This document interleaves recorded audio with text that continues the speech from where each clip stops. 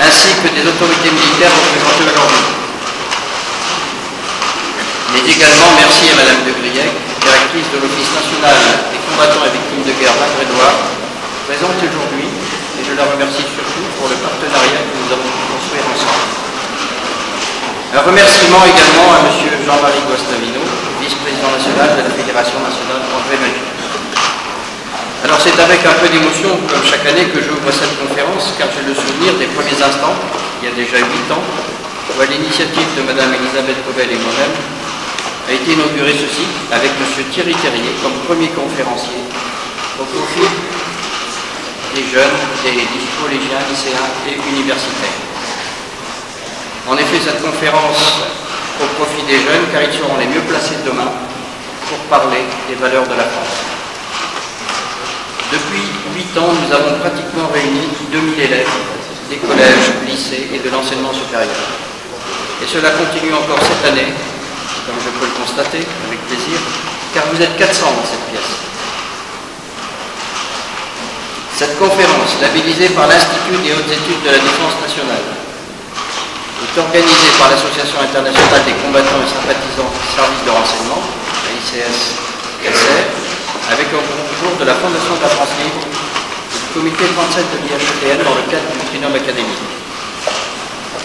Et elle est placée sous le haut patronage du groupement 67 de la Fédération nationale André Magie. Je salue également la présence de M. Guy Audibert, représentant de nombreuses associations en Grande-Bretagne, et de Mme Brigitte Williams, déléguée de la Grande-Bretagne de la Fondation de la France Libre. Stéphane Jacques, représentant des ICS-SR en Île-de-France. Ils en soient tous remerciés.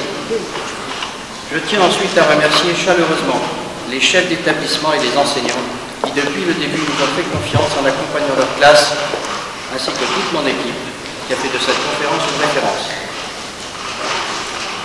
Aujourd'hui, notre conférence débat va se dérouler avec la participation des élèves de Paul-Louis Courrier, des classes du lycée Chaptal d'Amboise, du lycée Marmoutier, du collège Jules Romain de Saint-Avertin et de l'école d'esthétique de Tours, ainsi qu'un groupe d'étudiants de la faculté de droit. Pour la 8e année, nous sommes heureux de vous accueillir pour cette conférence qui sera prononcée par M. Thierry Terrier sur le thème « Citoyenneté et esprit de défense ».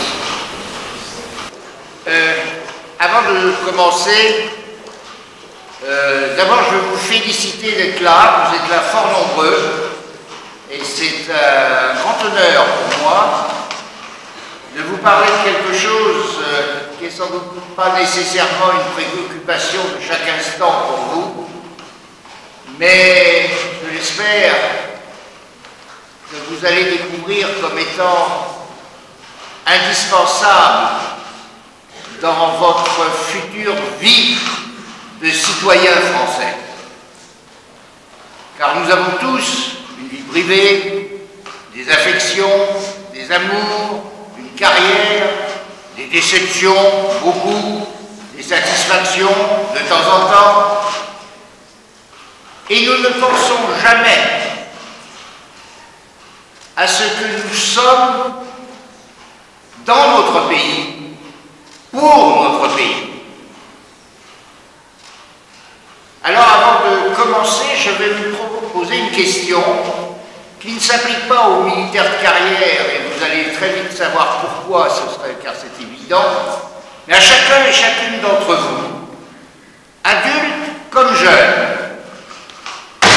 Combien d'entre vous se sont-ils jamais, même, et se sont-ils tout court, posé la question de savoir s'ils envisageaient de perdre la vie, de se sacrifier pour une personne, pour une idée, pour une religion, pour une idéologie? Y a-t-il dans cette salle quelqu'un qui a envisagé un jour de sacrifier sa vie pour quelqu'un d'autre ou pour quelque chose? Je vous pose la question. Me sacrifier pour tout ce qui est famille et tous les amis aussi. Famille et amis, très bien. Bon. Tout simplement pour la patrie. Ah bon.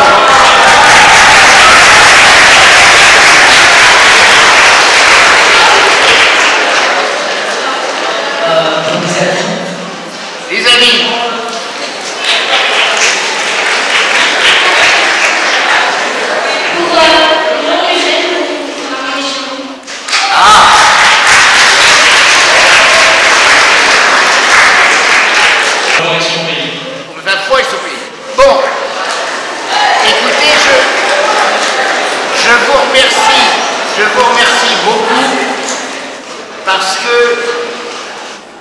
d'abord, je vais vous dire quelque chose qui m'étonne, c'est que certains se soient posé la question, parce que ce n'est pas du tout une question évidente.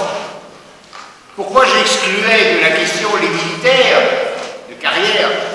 Parce qu'évidemment, pour eux, ça fait partie du pactage d'envisager, si besoin est, de sacrifier sa vie pour la France. Mais voyez-vous, dans vos réponses, sans que vous vous en aperceviez, vous êtes un reflet de la spécificité française. Tous les pays éprouvent le patriotisme. Les Anglais se battent for King and Country, pour le roi et le pays. Les Allemands se battent pour Vaterland, pour la patrie. Les Français se battent, quand ils sont obligés de se battre, pour quelque chose d'autre. Et ce quelque chose d'autre, c'est la République. Or, dans vos réponses, la mère, les amis, la foi, la patrie, vous exprimez en fait ce qu'est la République. La République, c'est tout ça. C'est la grande famille des Français.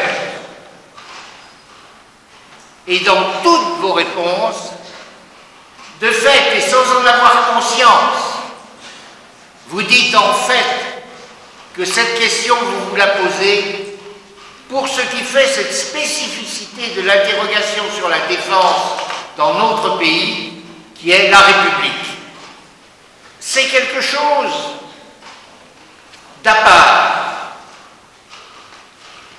Et voyez, cette conférence entre 1798 et 1997, elle n'aurait pas eu lieu d'être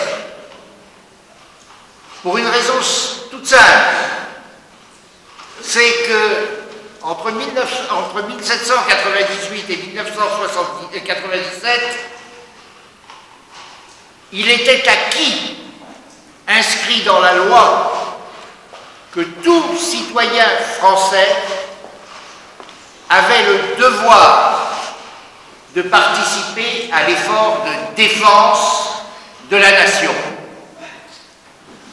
En supprimant, ou disons en suspendant, puisque c'est les termes de la loi, le service national, on a fait de ce qui était le quotidien de tous les citoyens français, c'est-à-dire le sentiment de l'obligation de défense, quelque chose qui a été écarté.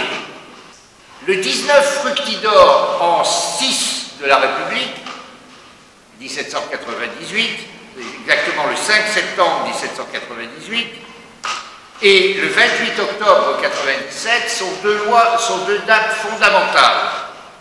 La première est la mise en œuvre d'une loi qui s'appelle Jourdan d'Elbrel, tout le monde s'en fout, qui inaugure la conscription en France. Pour ceux d'entre vous qui ne sauraient pas ce que veut dire le mot conscription, c'est le service militaire obligatoire. Alors pourquoi on a inventé le service militaire obligatoire? Parce qu'à l'époque, la République est en très grand danger. Tous les pays d'Europe attaquent la France, à l'exception de l'Espagne, du Danemark et des républiques seules. Vous savez que l'idée de république en France n'est pas une idée de république nationale, c'est-à-dire uniquement française. Les fondateurs de la République française ont tout de suite inscrit leur démarche révolutionnaire dans une démarche universelle. Leur volonté, c'est d'amener la République et remplacer les monarchies sur toute la planète. C'est donc une volonté universaliste Et quand les armées françaises envahissent l'Italie, elles créent des républiques un peu partout. Donc ces républiques, on les a forcées à être de l'autre côté, et on avait toute l'Europe contre nous, et même l'Empire turc. En 1997, le président de la République, M. Jacques Chirac, a décidé de mettre entre parenthèses le service national. Je reviendrai sur les raisons qui l'ont amené à prendre cette décision, estimant que la République n'avait plus besoin de cette forme de défense. Alors, quel est le concept? Le concept, c'est que tout citoyen et citoyenne français et française se doit et a l'obligation de défendre la République, la patrie en danger. C'est ainsi qu'est né l'esprit de défense en France. Il faut bien voir que l'esprit de défense en France, ça n'est pas le patriotisme. Le patriotisme, c'est autre chose. Le patriotisme, c'est l'amour que l'on a pour sa patrie, qui peut inclure le sacrifice de sa vie pour la patrie. Mais l'esprit de défense, ça n'est pas ça. L'esprit de défense, c'est l'obligation par la loi de défendre la République. Et c'est né, évidemment, à un moment où la République était particulièrement en danger. Quand on invente ce concept, il faut voir ce que représente la Révolution française. La Révolution française, c'est le chambardement de toute la société. On fait vraiment table rase de tout un ordre social qui était le même depuis 1000 ans. On détruit tout. Et on fonde ce qu'on a appelé le pacte républicain. Aujourd'hui, à longueur de discours d'hommes politiques ou de femmes politiques, à longueur de prise de position, on vous parle des valeurs de la République. Je note d'ailleurs qu'on ne les définit jamais. Mais on parle du pacte républicain. Le pacte républicain, c'est trois choses. L'obligation d'obéir à la loi, sinon on est puni. L'obligation de payer sa contribution financière à l'état des finances de la nation, c'est l'impôt. Et si on n'y satisfait pas, on est puni. Et l'obligation de défendre la République. Et si on n'y satisfaisait pas, on était puni. Aujourd'hui, on parle encore un petit peu de l'obligation d'obéir à la loi, dans des circonstances qui sont celles d'autre temps. L'obligation à l'impôt, je note en passant que ce qu'on appelle le taux de retour de l'impôt, c'est-à-dire le taux d'acceptation de l'impôt qui se manifeste par son paiement, est en France l'un des plus hauts du monde, puisqu'il est de 97%. C'est-à-dire qu'il y a 97% des citoyens français qui payent leurs impôts. Ce n'est pas le cas partout. Et puis la troisième obligation, c'est-à-dire l'obligation de défendre la République, plus personne n'en parle. Le dogme républicain, je mets ce mot entre guillemets parce que le mot dogme est un mot du domaine religieux, mais le dogme républicain est fondé sur ces trois obligations. Car il y a quelque chose qu'on ne parle jamais, et c'est dommage, c'est que la Révolution française apporte des droits nouveaux, l'égalité, la liberté, mais surtout, on ne parle pas encore de fraternité en 1790. La fraternité, ça viendra en 1848 avec la Deuxième République. Mais surtout, impose des obligations aux citoyens. On oublie toujours que la démarche des révolutionnaires français était une démarche très romaine au au sens de la République romaine de l'Antiquité. Bien sûr, il y a des droits, bien sûr, il y a des droits nouveaux, la liberté et l'égalité. Mais il y a surtout des obligations.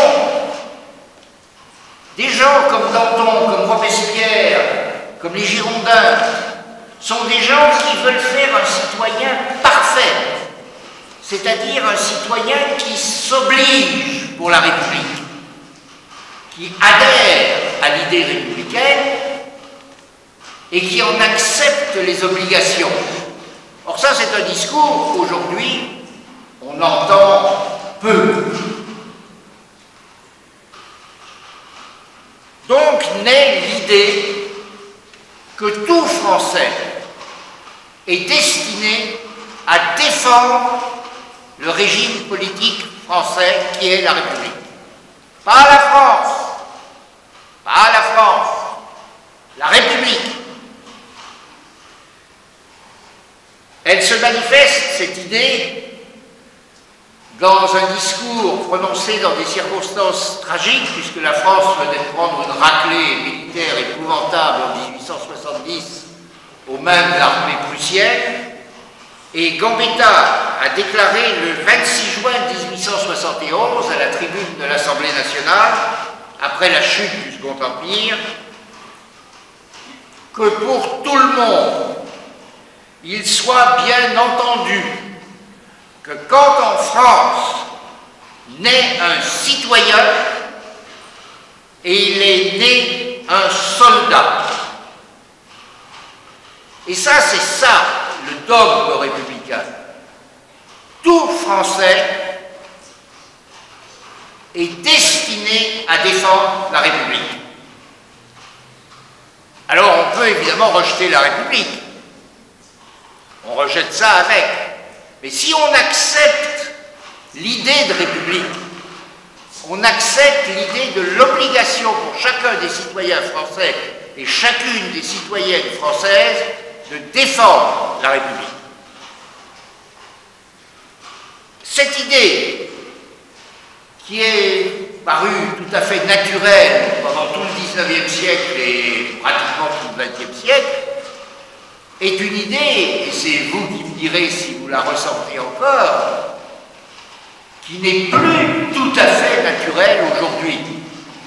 Et la France est le seul pays, avec deux autres pays, d'ailleurs inspirés par la Révolution française, à avoir cette approche. Cette approche qui a été renforcée par l'histoire, parce qu'en gros, entre 1797 et 1997, la France a rarement été en paix. Il y a eu des successions de conflits, de guerres, sur le territoire français ou en dehors, qui ont fait que la chose militaire, les obligations de défense étaient quotidiennes. 1814, l'Empire s'écroule, qui est ressenti par beaucoup de Français comme une défaite considérable, mais aussi avec beaucoup de soulagement, parce que les guerres de l'Empire ont saigné à blanc le pays. Puis, 1830, les aventures coloniales commencent. Elles vont durer jusqu'en 1962. Puis, c'est la guerre sur le territoire européen, la guerre de 70, je viens d'en parler, la guerre de 14, la guerre 39-45. En gros, entre 1790 et 1990, la France n'a pratiquement jamais été en paix.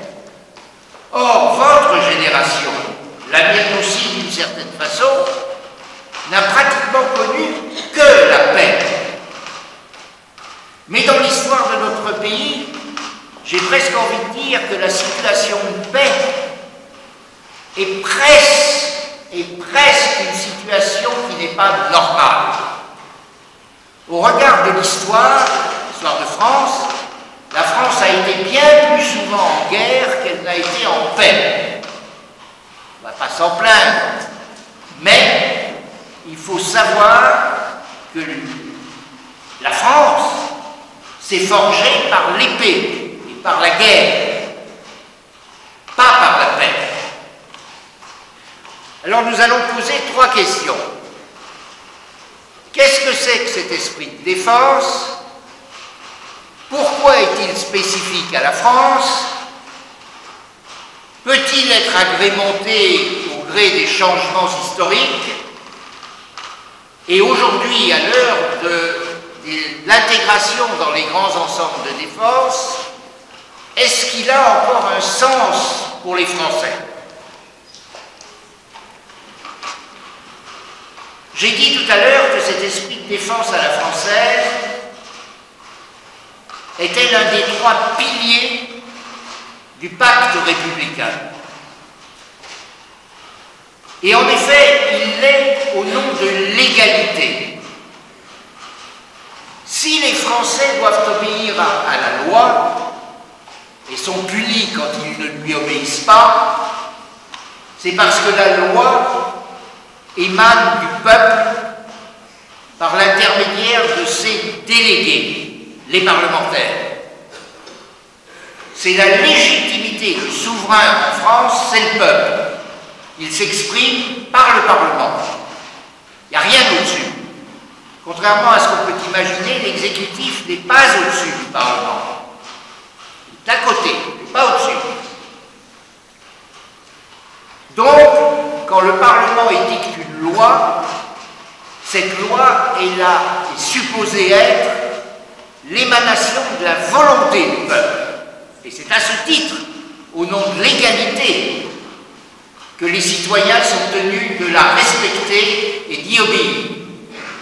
La même chose pour l'impôt, puisque l'impôt, tous les ans, est voté par le Parlement.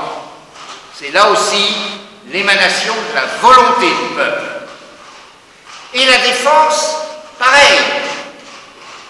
C'est pas par hasard que régulièrement, et les militaires en savent quelque chose, ce qui les fait toujours frissonner quand on annonce ça, il y a des lois de programmation militaire. Ces lois de programmation militaire, elles ne sont pas que techniques. Elles prennent la forme de la loi parce qu'elles sont supposées être l'émanation de la volonté du souverain qui est le peuple, par l'intermédiaire des parlementaires. Alors évidemment, tout ça, vous allez me dire, vous montez dans la stratosphère, mais on n'en a pas conscience au jour le jour. Et c'est ce que je voudrais vous faire partager. C'est que chacun d'entre nous, dans cette salle, dehors, dans l'ensemble du pays, est un souverain, car nous avons tous, vous avez toutes, une parcelle de la souveraineté nationale. L'une de mes marottes, c'est de rendre le vote obligatoire, parce que j'estime que quand on ne va pas voter, ça ne vous concerne pas tous pour le moment, mais ça en concerne un certain nombre et ça va en concerner beaucoup d'entre vous dans peu de temps. Quand on ne va pas voter, on se coupe de la souveraineté nationale. On n'exerce pas ce droit, ce privilège qui consiste à dire « je suis une partie de la souveraineté nationale ». Car les souverains, c'est vous, c'est nous tous. Mettez-vous bien dans la tête, pour le reste de notre vie de citoyen, que les patrons, c'est vous. Pas les députés, pas les ministres, pas les juges. Les patrons en France, ce sont les citoyens. Et j'ai peur qu'on ne le dise pas assez. Alors évidemment, on doit le respect à nos élus, on doit le respect aux ministres, on doit le respect aux juges. C'est normal, c'est des civilités, c'est bien élevé. Mais ce ne sont pas eux les patrons. Les patrons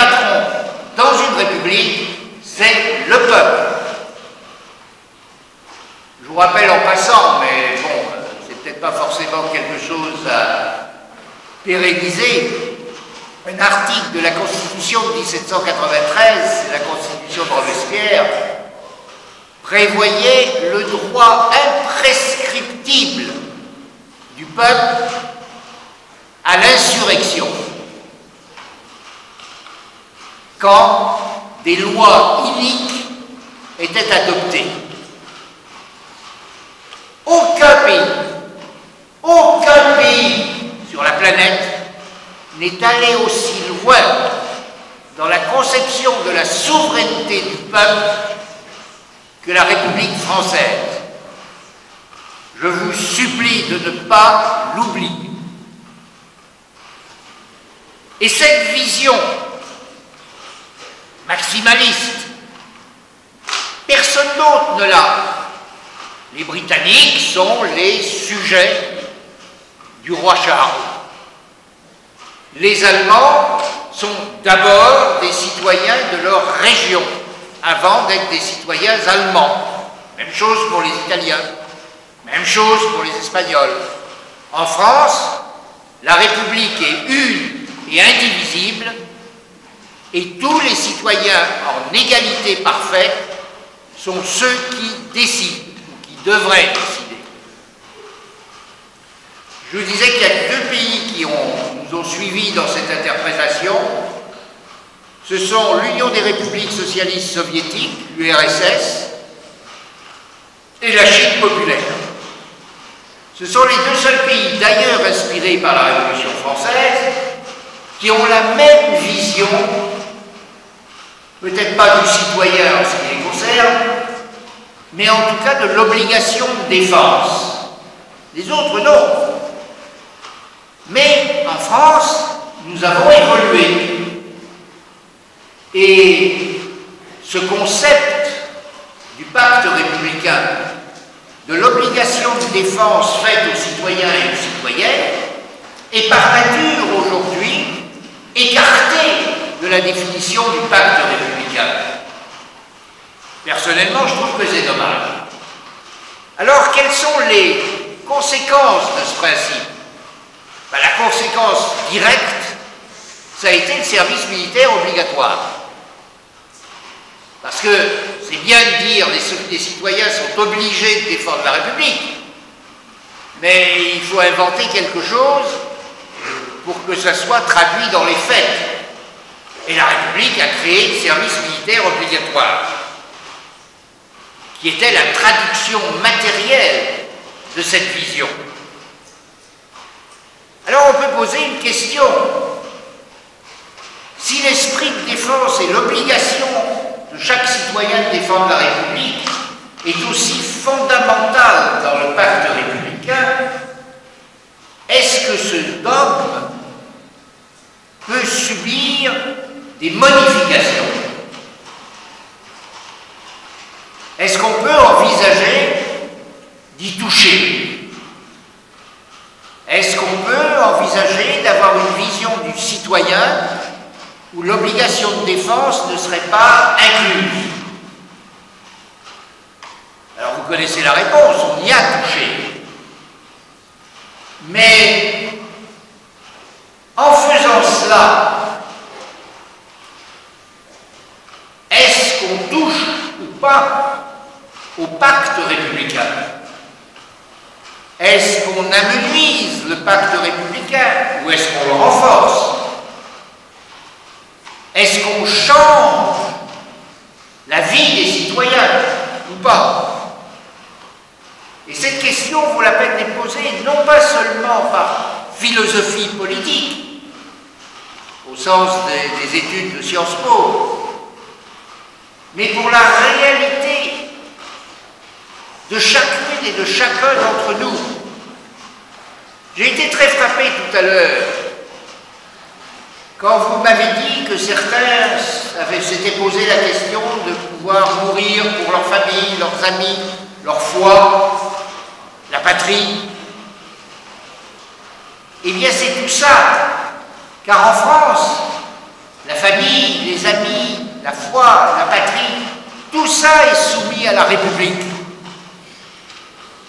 Pas une France désincarnée, mais à la République. Et ça a été la volonté des révolutionnaires de 1790-1793. La République s'insère dans toutes les manifestations de la vie privée et publique des citoyens. En tout cas, c'est comme ça qu'il le conceptait. Je vous renvoie à la Marseillaise. Regardez les paroles de la Marseillaise et regardez les paroles d'un autre hymne révolutionnaire qui est le chant du départ, que votre génération ne connaît probablement pas, qui montre bien que l'idée de république est aujourd'hui et depuis 1793-1790, proclamation de la République c'est 1792, la base de la vie quotidienne de tous les Français et de toutes les Françaises. Et on ne le dit pas suffisamment. Tout le monde parle de la République. Personne ne dit jamais ce que ça sous-entend. Alors revenons un instant sur les raisons qui ont amené le président Jacques Chirac à mettre entre parenthèses, officiellement il n'est pas supprimé, enfin pour personne n'est dupe, le service national. Il y avait plusieurs raisons. Un cataclysme géopolitique s'était produit qui était la chute du mur de Berlin et la disparition de l'Union soviétique, donc la fin de la guerre froide. Tout le monde a cru à l'époque qu'on entrait dans un système pacifique et dans une période de paix qui serait très longue. Elle l'a été, puisqu'elle a duré jusqu'en 2022 avec l'invasion de l'Ukraine, en tout cas pour les Européens, et les conflits qui existent aujourd'hui, soit au Proche-Orient ou en Europe, prouvent bien qu'on s'était trompé. Donc la première raison, c'était que on n'avait plus besoin de cette masse de gens conformés aux pratiques militaires. La deuxième chose, c'est que les gestionnaires des finances de l'État estimaient que tout ça coûtait très cher pour un bénéfice mineur.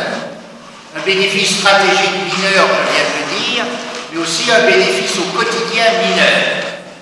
Enfin, les généraux ne voulaient plus du service militaire obligatoire. Ils voulaient perfectionner les armées, les rendre plus techniques, plus efficaces, et ils estimaient, le haut commandement militaire estimait que ces masses de conscrits qui venaient là en traînant les pieds, qu'il fallait loger, vêtir, nourrir et enseigner, étaient totalement inutiles pour une armée moderne. Enfin, il y a une autre explication qui n'est pas, on n'a pas les preuves, mais qui semble avoir joué. Les grandes émeutes des banlieues en 1995 avaient beaucoup inquiété le gouvernement et le président de la République aurait voulu éviter d'armer et de donner une formation militaire à des gens dont il n'était pas sûr de la loyauté à l'égard des institutions républicaines. Tout ça a fait qu'on a mis le service militaire entre parenthèses. Et puis ça a très bien marché.